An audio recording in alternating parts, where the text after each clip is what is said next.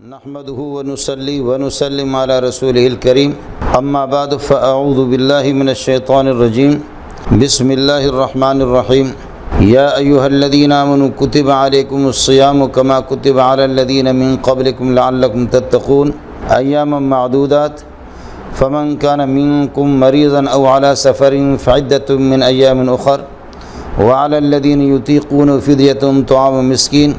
فمن تطوع خيرا فهو خير له وان تصوموا خير لكم ان كنتم تعلمون۔ معزز مسلمان بھائیوں اور بہنوں، رمضان المبارک کی آمد ہے اور کل سے شاید شب ہفتہ کو تراویحیں بھی ہوں گی اور ہفتے سے روزوں کا اہتمام بھی ہوگا، روزے بھی شروع ہوں گے۔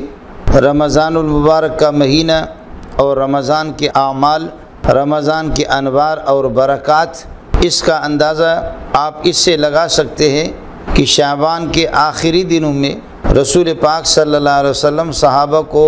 خوشخبری سناتے اور اطلاع دیتے، یا ایھا الناس قد اضلکم شہر عظیم مبارک شہر فیہ لیلۃ خیر من الف شہر۔ لوگوں، ایک عظیم اور برکتوں والا مہینہ وہ آپ پر سایہ ڈال رہا ہے اور سایہ افغن ہو رہا ہے، اس کی چھاؤں کی تحت ہمیں آنا ہوگا اور اس کے انوار اور برکات سے استفادہ کرنا ہوگا۔ آپ صلی اللہ علیہ وسلم کا رمضان کے علاوہ سال کے 11 مہینوں کے اندر بھی عبادات، ذکر و اذکار، نمازیں، تلاوت، اس کا اہتمام تو وہ ہے ہی ہے، لیکن رمضان میں آپ صلی اللہ علیہ وسلم نے جس طرح روزوں کا اہتمام کیا ہے اور تلاوت، ذکر و اذکار کا، اس کا اندازہ آپ اس سے لگا سکتے ہیں کہ ہر سال رمضان میں جبریل علیہ السلام کی آمد ہوتی تھی۔ ایک مرتبہ جبریل علیہ السلام پیارے پیغمبر صلی اللہ علیہ وسلم کو قرآن سناتے اور کوئی پارہ سناتا، دوسری مرتبہ رسول پاک صلی اللہ علیہ وسلم آپ کو سناتے۔ جبریل کے ساتھ مل کر کے رمضان میں 2 ختم تو آپ اس طریقہ پر نکالتے جو جبریل کی موجودگی میں۔ اس کے علاوہ تراویح میں اور تہجد میں آپ نے کتنی تلاوت کی ہوگی، یہ چیز منقول نہیں ہے، اللہ ہی کو اس کا علم ہے۔ البتہ شارحین اور محدثین یہ بھی لکھتے ہیں کہ آپ صلی اللہ علیہ وسلم نے کبھی ایک رکعت کے اندر 5 پاروں کی بھی تلاوت فرمائی ہے۔ آخری سال جب رسول پاک صلی اللہ علیہ وسلم کا وصال ہونا تھا، حضرت جبریل علیہ السلام تشریف لائے اور اشارتاً بتا دیا کہ پیارے، یہ آپ کی مبارک زندگی کا آخری سال ہے، اس کے بعد شاید اگلے سال میری اور آپ کی ملاقات نہ ہو، اس لیے اس دفعہ زیادہ توجہ دینی ہے ہمیں۔ آپ صلی اللہ علیہ وسلم نے 2 مرتبہ 2 ختم جبریل کو سنایا ہے اور 2 ختم جبریل علیہ السلام نے آپ کو سنائے، اس کا ذکر تو بخاری میں ہے۔ 4 ختم تو اس طریقے پر ہوا، باقی تراویح میں اور تہجد میں آپ نے کتنے ختم کی ہے یہ چیز منقول نہیں ہے۔ اب یہ کہہ دینا کہ ثبوت اس کا نہیں ہے، یہ تو وہ لوگ جو علم سے فارغ ہوں وہ اس قسم کی باتیں کریں، منقول نہیں ہے یہ چیز۔ امت مسلمہ سے، مسلمان بہنوں سے اور بھائیوں سے میری گزارش ہوگی کہ کعب بن عجرہ کی روایت ہے کہ رسول پاک صلی اللہ علیہ وسلم نے فرمایا، جس کے والدین بوڑھے ہوں اور وہ والدین کی خدمت کر کے ان کو راضی نہ کرے اور اپنے گناہوں کی اور اپنی نغزشوں کی مغفرت نہ کرائے، اللہ کو راضی نہ کرے والدین کی خدمت کر کے، وہ آدمی تباہ اور برباد ہو۔ جبریل بتا رہے، رسول پاک صلی اللہ علیہ وسلم اس پر آمین فرما رہے ہیں۔ اور دوسرا وہ شخص کہ آپ صلی اللہ علیہ وسلم کا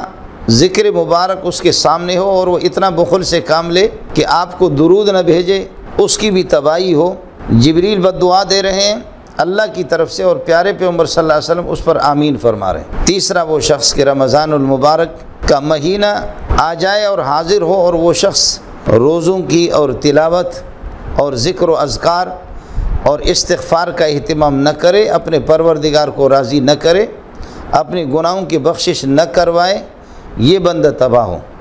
اس پر بھی پیارے پیغمبر صلی اللہ علیہ وسلم آمین فرما رہے ہیں۔ مجھے اور آپ کو اس کا اندازہ کرنا ہوگا اور سوچنا ہوگا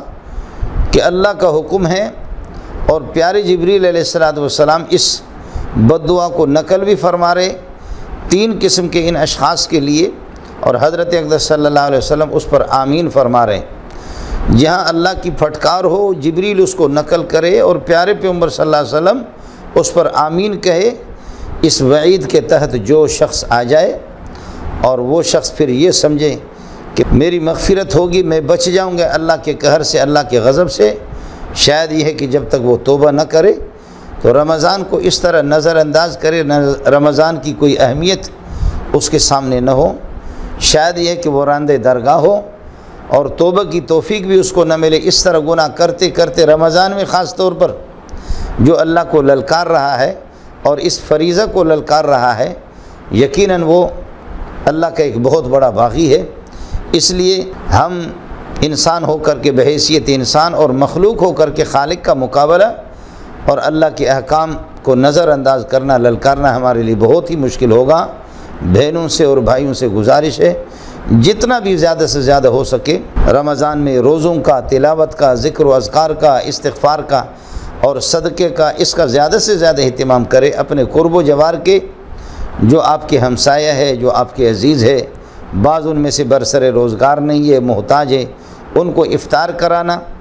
آپ اگر ان کو افطار کرائیں گے، جو روزے دار کو افطار کراتا ہے تو جتنا روزے دار کو ثواب ملتا ہے اتنا ہی ثواب اس افطار کرانے والے کو بھی ملے گا، چاہے وہ اگر یہ ہے کہ اعلیٰ قسم کے کھانا کی گنجائش نہیں رکھتا، اعلیٰ قسم کی چیزیں اس کو کھلا نہیں سکتا، اور دودھ کا ایک گھونٹ اور پانی پر اگر افطار کراتا ہے، کھجور کے دانوں پر افطار کراتا ہے، اللہ پاک اس کو بھی جتنا وہ روزے دار کو ثواب ملتا ہے اتنا ہی ثواب اس بندے کو بھی ملے گا۔ اور حدیث میں یہ ہے کہ ہر ایک کا ثواب مستقل ہوگا، روزے دار کا اور افطار کرانے والے کا، دونوں میں سے کسی کی ثواب میں اور اجر میں کسی قسم کی کوئی کمی ہوگی بھی نہیں۔ اللہ پاک نے اس مہینے کو خصوصیت کے ساتھ اپنی طرف نسبت کر کے حدیث میں جیسے فرمایا الصوم لی وانا اجزی بہ، وفی روایت الصوم لی وانا اجزا بہ، روزہ خالص میرا ہی ہے اور جو روزہ رکھتا ہے اس کا بدلہ میں اللہ خود ہی دیتا ہوں، باقی اعمال کو فرشتے لکھ ہی لیتے ہیں۔ روزے کو اپنی طرف، حالانکہ ذکر و اذکار، تلاوت، زکوٰۃ ہے، حج ہے اور دیگر اعمال ہیں، وہ سارے عبادات تو اللہ ہی کے لیے ادا کی جاتی ہیں، لیکن رمضان کے روزوں کا اور رمضان کے مہینے کی اہمیت کو ظاہر کرنے کے لیے اللہ پاک نے خصوصی طور پر اس کی نسبت یہ ہے کہ اپنی طرف کی ہے۔ اور ساتھ ساتھ یہ بھی رہے، میری گزارش ہوگی کہ ہماری آمدنی کے اندر بھی کچھ حرام کی آمیزش تو ہوتی ہے، اللہ تعالیٰ سب کی حفاظت فرمائے۔ اگر آمدنی حرام کی ہے اور صبح سے لے کر کے شام تک آدمی بھوکا پیاسا روزہ بھی رکھتا ہے، افطار حرام مال سے اور سحری کا کھانا بھی حرام مال سے، تو یقیناً فَأَنَّا يُسْتَجَابُ لَهُ، اس کی دعائیں کس طرح قبول ہو جائیں گے، رمضان میں اس کی مغفرت کس طریقے پر ہوگی۔ اس وجہ سے میری گزارش یہ ہے کہ کوشش کر لیں کسی نہ کسی طریقے سے کہ اس رمضان کے مہینے کے لیے کم از کم حلال کمائی ہمارے پاس ہو، جس میں افطار کرنا اور اس حلال کمائی سے اپنے بچوں کو افطار کرانا اور سحری کا کھانا رمضان میں تو کم از کم اس کا اہتمام ہو۔ کوشش کر لیں تو یہ کوئی مشکل نہیں ہے، اور اس لیے کہ بھوک اور پیاس کی تکلیف برداشت بھی کر رہے ہیں اور ساتھ ساتھ پھر یہ ہے کہ ثواب بھی نہ ملے، تو پھر یہ ہے کہ ظاہر ہے کہ اس سے بڑی محرومی اور اس سے بڑی بدبختی کائنات کے اندر انسان کے حق میں کوئی اور متصور نہیں ہے۔ اور ساتھ ساتھ اس کا بھی اہتمام گزارش ہوگی کہ غیبت اور گالی گلوچ، اسی طریقہ پر یہ ہے کہ فضول اور لایانی قسم کے مباحث میں، فضول لایانی قسم کی باتوں میں اپنے وقت کو ضائع کرنا اور پروردگار کی طرف متوجہ نہ ہونا، یہ بھی بہت بڑی بدبختی ہے۔ غیبت سے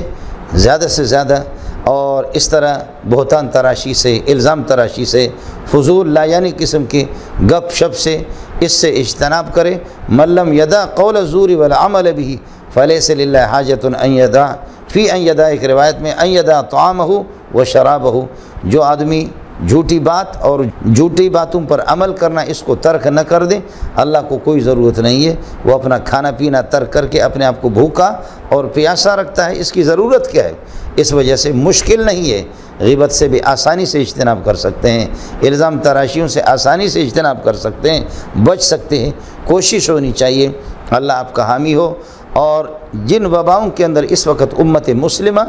اور جس قسم کے مشکل مراحل میں یہ امت پھنسی ہوئی ہے، گزارش ہوگی کہ مائیں، بہنیں، بیٹیاں، بوڑھے جو مستجاب الدعوات ہوں، اور نوجوان اور ہر قسم کا بندہ ہم میں سے اللہ کی طرف متوجہ ہو کہ امت کہاں یہ ہے کہ کس عذاب میں یہ ہے کہ پھنسی ہوئی ہے۔ اللہ ہی اس امت کے حالت اظہار پر رحم فرمائے۔